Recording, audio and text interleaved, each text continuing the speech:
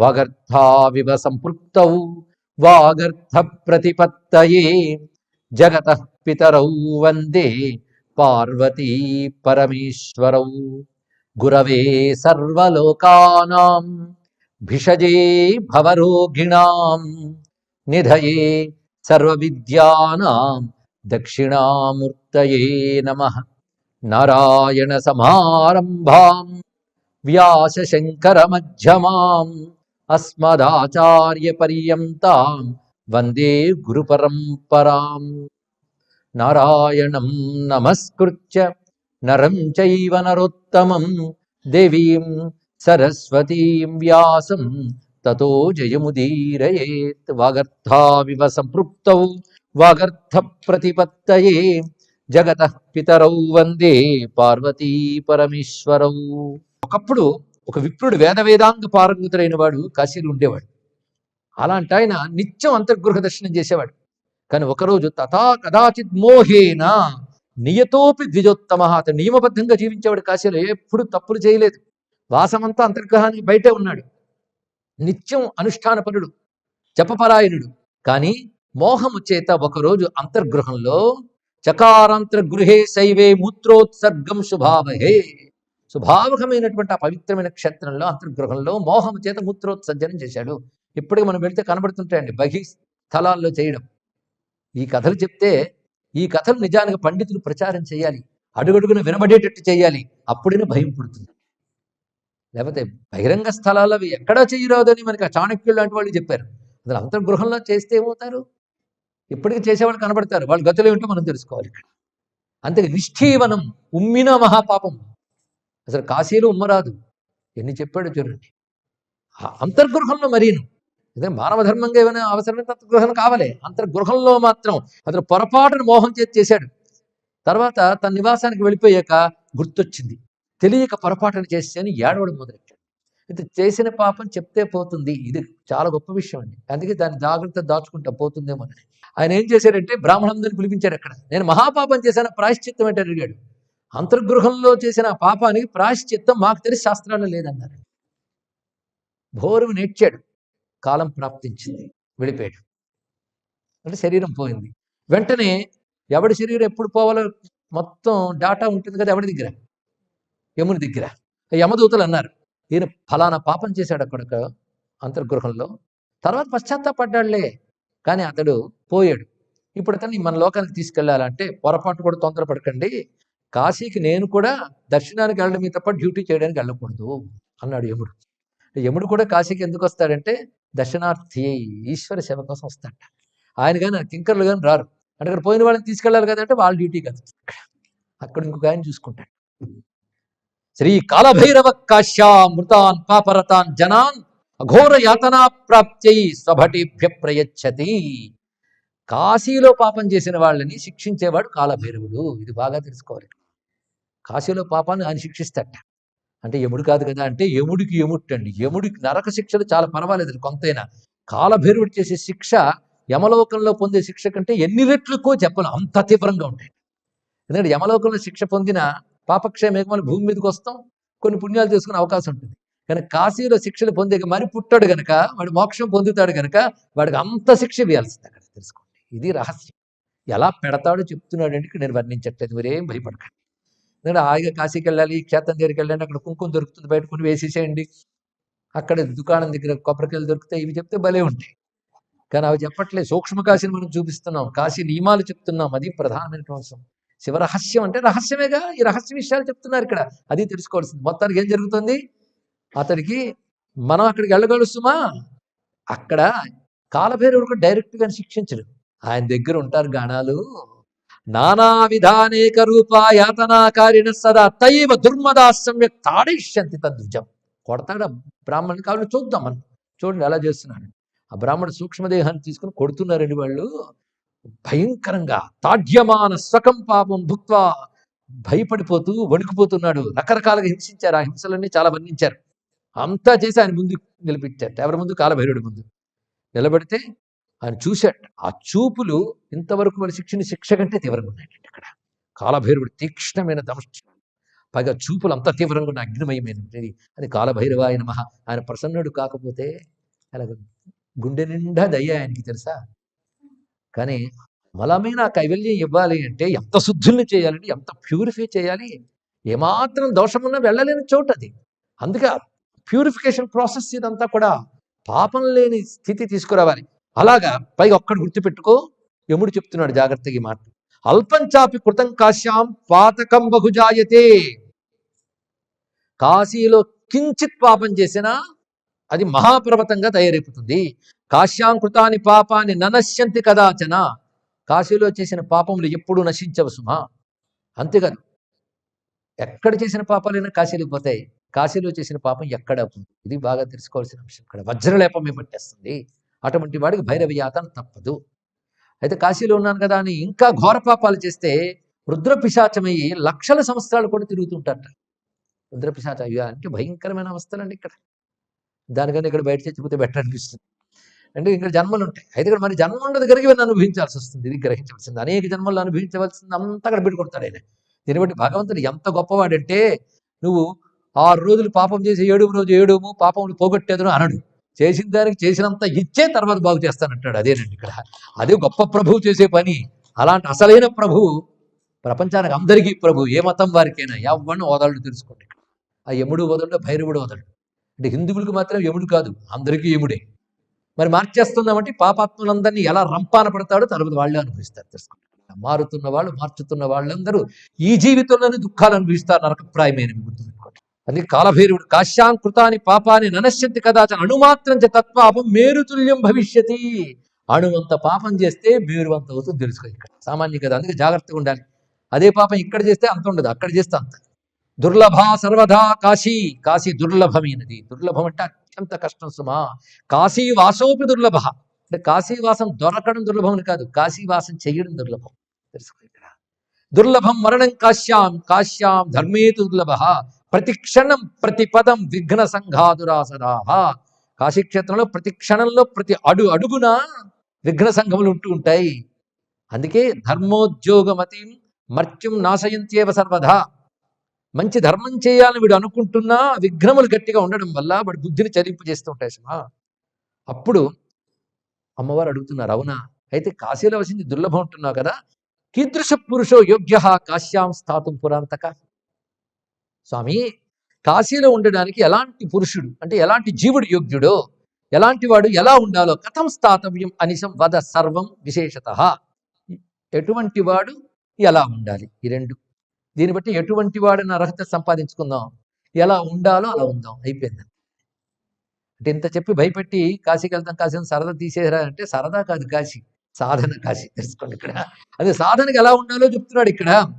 శృణు గౌరీ వరారోహే యథాశాస్త్రం వదామ్యహం. శాస్త్రంలో ఉన్నది చెప్తున్నాడు. శివుడంతటి వాడు కూడా ఆ మాట అంటే ఆ దయ పుట్టేసిన శాస్త్రాన్ని అతిక్రమించడు కదా, ఏం చేయమంటావు. దాని ప్రకారం కాశీవాస యోగ్యోహి పురుషో విజితేంద్రియ. ఫస్ట్ అండ్ ఫార్మోస్ట్ క్వాలిఫికేషన్ ఏంటంటే ఇంద్రియ నిగ్రహ సంపన్నుడు మాత్రమే కాశీలోకి వెళ్ళాలి. ఇంద్రియ నిగ్రహం లేకపోతే వ్యాసుడు అంతటి వాడిని తరిమి కొట్టేశాడు. అవునా లేదా తెలుసుకోండి. ఇక్కడ ఇంద్రియ నిగ్రహం. ఇక్కడ చెప్పే నియమాలన్నీ కాశీఖండంలో కూడా చెప్పాడండి. కాశీ ఇన్నింటగాని మోక్షంబు లేదు అని చెప్తాడు సుబ్రహ్మణ్య స్వామి అగస్త్యుల వారితో. ఇన్ని ఉంటేనే కాశీని మోక్షం. ఇతని కాశీలో చనిపోతేనే మోక్షం అనగానే అనుకుని వెళ్ళిపోయి అక్కడ చచ్చిపోవడానికి అలా కూర్చొని దాని మీద కథలు. ఒక ఆయన అక్కడ ఉన్నాడు కానీ చచ్చే వరకు ఉండలేదండి, బయటకు వచ్చి చచ్చిపోయాడు, ఇవన్నీ ఇక్కడ. చచ్చిపోయినది మాత్రాన డైరెక్ట్ మోక్షం రాదండి. మోక్షం రాదని నేనంటే శాస్త్రానికి అతిక్రమించిన పాపం నాకు వస్తుంది. డైరెక్ట్ మోక్షం రాదు, ఎంతకెంతో అంత ఉంటుంది. అది తెలుసుకోవాల్సింది. అదే మొట్టమొదటి ఏం లక్షణం, శ్రద్ధాళువులు గుర్తుపెట్టుకోవాలి. విజితేంద్రియ. రెండవది నిష్కల్మష, నీతియుక్త. వీటికి ఏమి అనువాదాలు అక్కర్లేదు, ఉన్నాయో లేవో చూసుకుంటే చాలు. నిరీహ, దేని మీద ఈహ అంటే కోరికలు ఉండరాదు. నిర్గత స్పృహ, ఏ విషయం మీద విష్ణువు విశ్వేశ్వరుడు పరమాత్మ తప్ప అన్య విషయాలపై స్పృహ ఉండరాదు. విగత స్పృహ. అంతేకాదు వస్త్రాదులు కూడా దీక్షానికి మాత్రమే వస్త్రములు గనక, కానీ అలంకారాదుల కోసం కాదు. మరి కాశీలో ఉన్నవారు తిరుగుతున్నారంటే కాశీలో వృత్తిరీత్యా బ్రతికే వారి గురించి మనం అనట్లేదు. కాశీలో పుట్టి కాశీలో బ్రతికేటువంటి కాశీ జీవనులు అందరూ ఉంటారు. కాశీ వాసం మోక్షార్థం విశ్వేశ్వరుని దృష్టిలో పెట్టి చేసే వాళ్ళకే నియమాలు. మరి అదే నగరం కదా, అక్కడ పుట్టి పెరుగుతున్నారంటే మరి కాశీవాసం చేయాలని ఉండలే. కాశీలో పుట్టారు, బతుకుతున్నారు. మరి జీవనోపాయం కోసం కాశీ ఎంచుకున్నారు. వాళ్ళ విషయం చెప్పట్లేదు. వాళ్ళ పాపపుణ్యాలు వాళ్ళు అనుభవిస్తారు, అందరికీ సేమే. అక్కడ వాళ్ళు పోయినా కాలభైరవుడు చక్కగా చూసుకుంటాడు. కానీ కాశీ వాసం చేయాలని వెళ్ళే వాళ్ళు ఎవరైనా ఉంటే, కాశీలో కూడా మామూలుగా మొదటి లౌకిక జీవనం చేసి ఇక్కడ నుంచి పరమాత్మ కోసమే జీవిస్తానన్న వాళ్ళు ఈ దీక్షగానే ఉండాలి. అక్కడ కాశీవాసం అంటే దీక్షగా ఉన్నవాడిదే కాశీవాసం, కాశీలో ఉన్నవారందరిది కాశీవాసం కాదు. ఇది తెలుసుకోండి. ఇక్కడ అందుకే జీవించాలి అలాగే. అందుకే కాశీకి పై చోట్ల నుంచి జీవనోపాయం కోసం వెళ్ళడం మహాపాపం. ఇది కూడా తెలుసుకోవాలి. కాశీ బ్రతుకు తెరువు కోసం కాశీకి వెళ్ళరాదు. ఇది కూడా చెప్తున్నాడు ఇందులో. జీర్ణవల్కల వీతాంగ, వేసుకున్న వస్త్రములు కూడా శుచిగా ఎంత అవసరమో అంతే తప్ప వాటిలో మళ్ళీ నువ్వు అలంకారాలు సౌందర్యాలు వాడు గుంచి చూడకూడదు. అలాగే వీలైనంత ఆహార నియమం, ఉపవాసం ఉండగలిగే వాళ్ళు ఉపవాసం ఉండాలి. అలాగే పర్ణములు లేదా జలము, పళ్ళు, పాలు తీసుకోగలిగితే అది తీసుకుంటూ ఉంటారు. మొత్తానికి అల్పాశనం, రుచుల కోసం కాకుండా ప్రాణరక్షణ కోసం మాత్రమే తినేవారు. వాళ్ళకి వాళ్ళు ఆహార నియంత్రణ చేసుకోవాలండి. అమ్మని ఉపవాసం ఉండలేనండి అనేవాడు ఏ విధంగా అంటున్నాడో తెలుసుకోవాలి. ముప్పొట్లో పడితే గానీ ఉండలేని స్థితితో అంటున్నాడా, లేక శరీర ఆరోగ్యం సహకరించక తినకపోతే ప్రాణానికి ప్రమాదం అనుకున్నవాడు అంటున్నాడా అనేది తెలుసుకోవాలి. ఇక్కడ అది శరీర ఆరోగ్యాన్ని అనుసరించి ఇవి అందరికీ సామాన్యంగా చెప్పడానికి లేదు. వారి వారి శరీర స్థితులు బట్టి ఉపవాసాదులు ఉండగలిగిన వాళ్ళు వీలైనంత నిరసనంగానే ఉండాలి. అక్కడ పద్ధతిగా చెప్తున్నారు. ఇక్కడ దయాయుక్త, దయ కలిగి ఉండాలి. శాంతియుక్త, శాంతితో ఉండాలి. వెళ్ళలా అంటే మనసులో ఏదో అలజడి, ఏదో ఆలోచన కూడదండి, శాంత చిత్తంతో ఉండాలి. అష్టాంగ యోగ నిరత, ఇది చాలా ముఖ్యం. అంటే యమ నియమాది, ప్రాణాయామ, ఆసన, ప్రత్యాహార, ధారణ, ధ్యాన ఇవన్నీ సనాతన ధర్మంలో సాధనలండి. ఎప్పుడు యోగం ఎక్కడో పోయింది మనకి. ఏదో ఆచమనం చేసి 10 నిమిషాలు ఏదో అయింది అనిపించుకుని పెద్ద సాధకులు అనుకుంటున్నాం. అష్టాంగ యోగంతో చేసేదే నిత్య సాధన. భారతీయ సనాతన ధర్మంలో ప్రతి సాధనలో అష్టాంగ యోగం ఉండేది. ఇప్పుడు అది ప్రత్యేక సబ్జెక్ట్ అయిపోయి యోగా అని కోర్సులు పెట్టి నేర్పుతున్నారు. కానీ మన సాధనలన్నీ యోగంతోనే. కానీ అష్టాంగ యోగ నిరతుడి ఉండాలి. మౌన వ్రత పరాయణ, మౌనంగా ఉండాలి వీలైనంత వరకు. తెలుసుకోవాలి. అంటే వ్యర్థ ప్రసంగాలు కూడదు. విభూతి భూషణో నిత్యం, నిత్యం విభూతి ధరించి ఉండాలి. అది త్రిపుండ్రాంకిత మస్తక, మస్తకంపై త్రిపుండ్రం గోచరిస్తూ ఉండాలి. రుద్రాక్షమాల వీతాంగో లింగ పూజాపరాయణ. ఇప్పుడు రాసుకుంటుంటే పెద్ద కష్టములేం కావు, ఇవి చేస్తూ జీవించవచ్చు. తుల్య నిందాస్తుతి, వాడు నిందించాడని బాధపడ్డమో పొగడేడని పొంగిపోవడమో కూడదు. అదేవిధంగా తుల్య నిందాస్తుతి ధీహి, ఇక మానవమానయో తుల్య, నిందాస్తుతులకి మానవమానాలకి కూడా తుల్యముగా ఉండాలి. రాగద్వేషాదిరహిత, ఒకరి మీద రాగం మరొకరి మీద ద్వేషం ఉండరాదు. విరక్త, వైరాగ్యం చాలా ప్రధానం. వైరాగ్యం లేనివాడు కాశీవాసం కూడా వెళ్ళకూడదు. అక్కడ కూర్చుని అల్లవాడు చూశారు ఇల్లు చేశాడు, ఇల్లు వీడు చూశారు ఇలా చేశాడు, అల్లవాడి శాస్త్ర ప్రకారం వెళ్ళట్లేదు చూసావా, మేము శాస్త్ర ప్రకారం వెళుతున్నాం చూసావా, ఇలాంటి వాడు కాశీవాసం మానేసి వాళ్ళ ఇంట్లో వాడు కూర్చోవడం చాలా మంచిది. ఇక్కడ కాశీలో ఉంటే మాత్రమే నియమములు. విరక్తో విగత స్పృహ. అలాగే అగ్నిహోత్రాదులు ఉన్న వాళ్ళు ఆ పనులు చేసుకోవచ్చు. పంచాగ్ని సేవా నిరతో నిత్యం యాత్రారతో అనిశం. కాశీలో ఉన్నవాడు నిత్యం యాత్రారతుడిగా ఉండాలి. యాత్రారతుడు అంటే కాశీలో దివ్య ధామములను దర్శిస్తూ దివ్య తీర్థాల్లో స్నానం చేస్తూ తిరగాలి. అదే కాశీయాత్ర అంటే. నిత్యాంతర్గృహ యాత్రాయాం, కాశీలో ఉన్నవాడు నిత్య అంతర్గృహ యాత్ర చేయాలి. నియతో దృఢ విగ్రహ, పంచాక్షర జపాసక్త, నిరంతర పంచాక్షర జపరాయుండవి ఉండాలి. పక్షే పక్షే యథావిధి పంచక్రోశస్య యాత్రాయాం, పంచక్రోశ యాత్ర నుండి అది పక్షానికి చేయాలి. నియత సత్యమానస, ఎప్పుడు నియమబద్ధంగా ఉంటూ సత్యవ్రత, సత్యపరు, నిత్యం మత్పూజనే రత, మద్భక్తజన సంసేవి. అలాగే శివభక్తులతో సాంగత్యం కాశీలో చాలా గొప్పది. అందుకే పెద్దలు చెప్తారు, అసారమైన సంసారంలో సారవస్తువు 4 అసారే ఖలు సంసారే సారమేత చతుష్టయం, కాశీవాస, సతాం సంగ, గంగాంభ, శివపూజనం. 4. కాశీవాసం, సత్పురుషులతో సాంగత్యం, గంగా స్నానం, శివపూజనం. ఈ 4. అలాగే శైవ శాస్త్రతో నిత్యం, కాశీలో ఉన్నవాడు శైవ శాస్త్రాలను అధ్యయనం చేస్తూ దాని యందు ప్రీతి కలిగి అవి పాటిస్తూ ఉండాలి. మద్భక్తజన సంసేవి, మల్లింగైకార్చన ప్రియ, శివలింగార్చన ప్రియుడు. పూజించుకోవాలంటే కోట్ల లింగాలు ఉన్నాయి. ఎక్కడ కూర్చున్నా గంగ దగ్గర పెట్టుకుని స్వామి యొక్క పూజా ద్రవ్యాల దగ్గర పెట్టుకుని హాయిగా పూజించుకోవచ్చు. ధూపం దీపం పళ్ళు పెట్టుకుని పూజించుకోవచ్చు. ఏ లింగాన్ని పూజించినా ఏ దివ్యం వస్తుందో తెలియదు. అన్ని అద్భుత లింగాలు ఉన్నాయి అక్కడ. శైవ శాస్త్రతుడై శైవ వ్రతములు ఏవైతే చెప్పబడ్డాయో వాటిని ఆచరించాలి. శైవ వ్రత సదా కాశీవాసాయ ముఖ్యోయం మధ్యమో ఉచ్యతే జన. ఇవి చాలా ప్రధానమైనటువంటి సుమ. అదేవిధంగా శివునికి నివేదించకుండా కణము కూడా తినరాదు. దీనికి ఒక కథ చెప్తారు. శివుడికి నివేదించకుండా తిన్నవాడికి కూడా కాలభైరవుడు ఎలా శిక్షించాడో పెద్ద కథ ఉంది. శిక్షించడం తెలుసుకుంటే చాలు, ఇంకెందుకు, సారం గ్రహిస్తే చాలు కదా.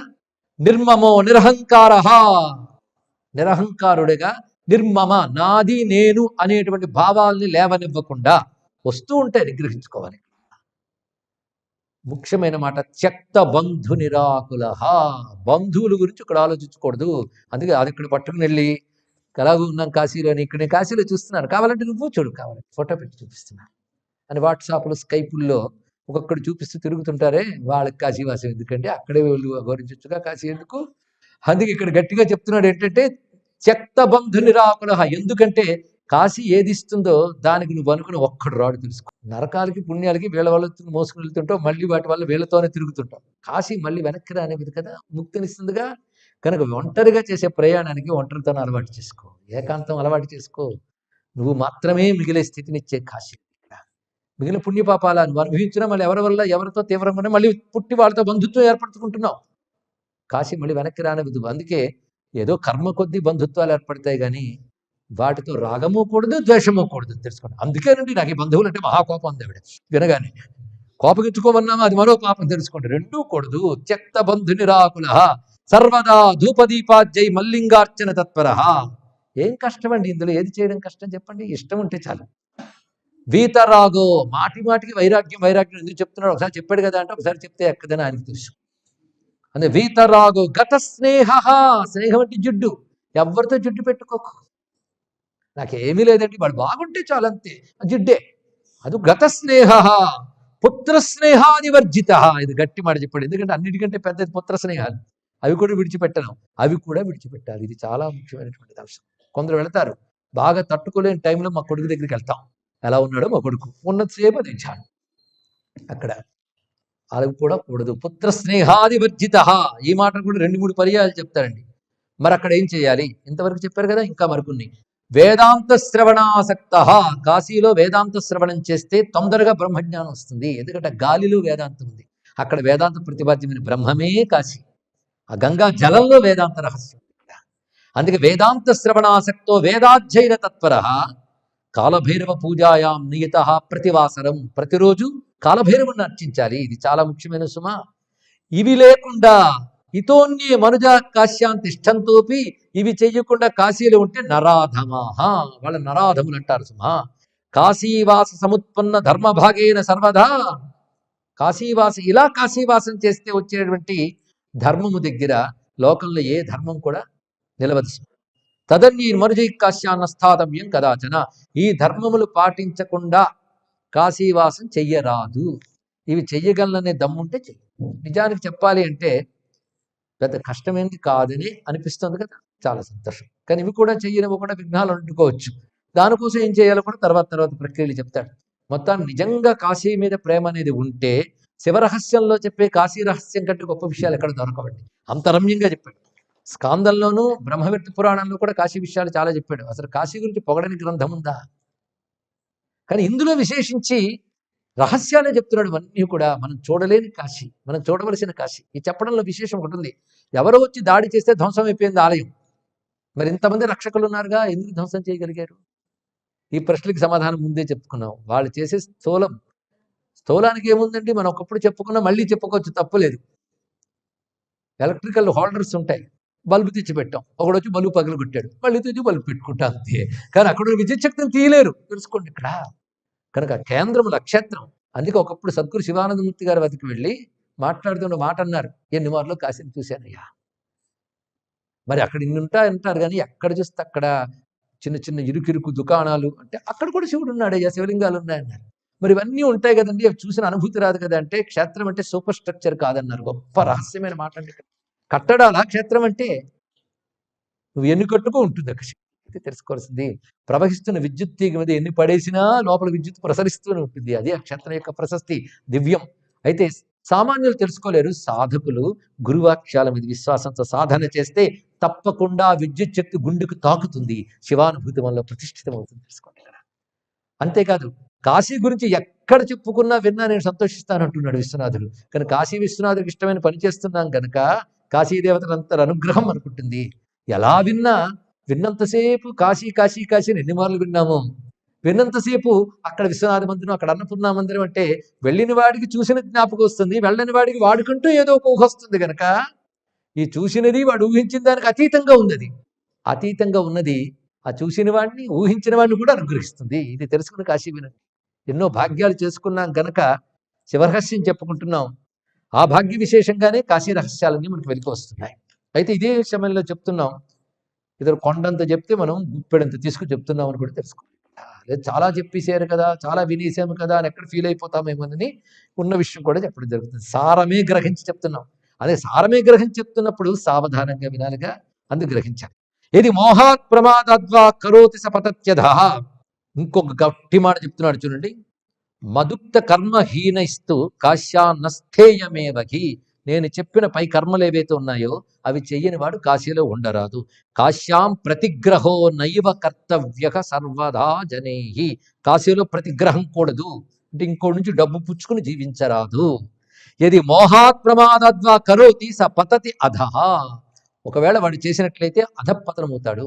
అపరిగ్రహ వృత్తి కాశీలో అత్యంత ప్రధానం. నకర్తవ్య కాశ్యాం ప్రయితమానస. ఇంకా గట్టిగా చెప్తున్నాను చూడు.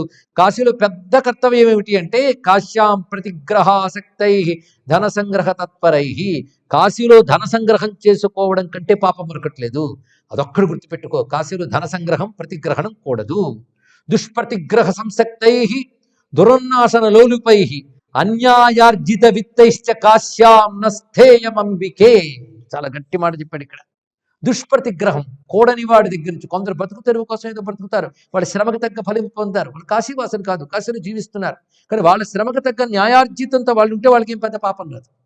కానీ కాశీవాస దీక్షగా వెళ్ళిన వాడు మాత్రం అక్కడ సంపాదించడానికి వెళ్ళరాదు. రెండు తెలుసుకుంటున్నాం కదా. వాడు బ్రతుకు తెరువుకున్నాడు కనుక న్యాయం ఉండాలి, ధర్మం ఉండాలి, అక్రమార్జితం పైసా కూడా తీసుకోకూడదు. అప్పుడు వాడు అంత్యకాలంలో సద్బుద్ధి వచ్చి కించిత్ దీనితో తరించిపోతాడు. కానీ వాసికి మాత్రం చాలా ముఖ్యం ఇది. అంతే కదా. అన్యాయార్జిత విత్తం ఉంటే కాశీలో ఉండరాదు. ఇది చాలా ముఖ్యం. ఇది నిజానికి ప్రతి క్షేత్రానికి అన్వయిస్తుంది.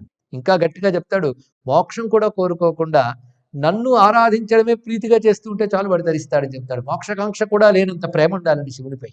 అది ఉంటే ఇంకా గొప్పది. వీటిలో తేడా చేసేవనుకో, అతి క్రూరుడు కృపాహీనుడైన కాలభైరవుడు ఊరుకోడు. అతి క్రూర మహాకాయ కల్పాంత దహనోపమ భైరవా నమస్తుభ్యం అనుజ్ఞాన్ దాతుమర్హసి అనే ఆరాధన చేస్తాం కదా అర్చనలకి. అతి క్రూరుడు. అతి క్రూరుడు అంటే అర్థం ఏంటి?